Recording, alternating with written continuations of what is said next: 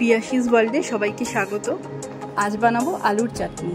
আমরা সাধারণত আম আর টমেটোর চাটনি খেয়ে থাকি, কিন্তু আলুর চাটনিটা সচরাচর কিন্তু আমরা বানাই না।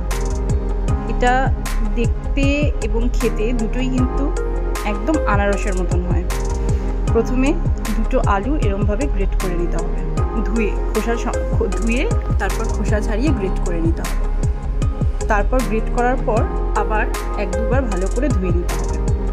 ধুয়ে জলটা চিপে কড়াইতে সাদা তেল দিয়ে কোনো ফোড়ন ছাড়াই আলুগুলো দিয়ে দিতে হবে।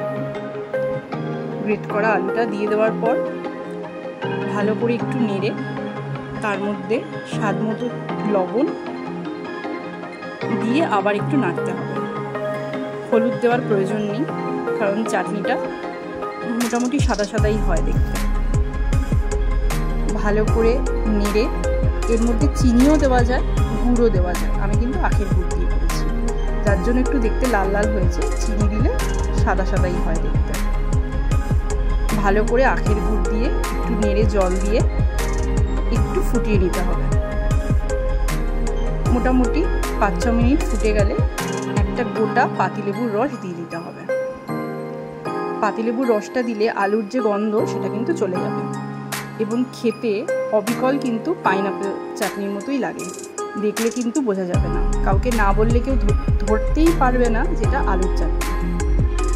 এভাবে কিন্তু আপনারা বানিয়ে খেতে পারেন, খেতে কিন্তু খুব সুন্দর লাগে। যদি আমার এই রেসিপিটা ভালো লাগে অবশ্যই ট্রাই করবেন এবং আমার চ্যানেলটিকে লাইক এবং সাবস্ক্রাইব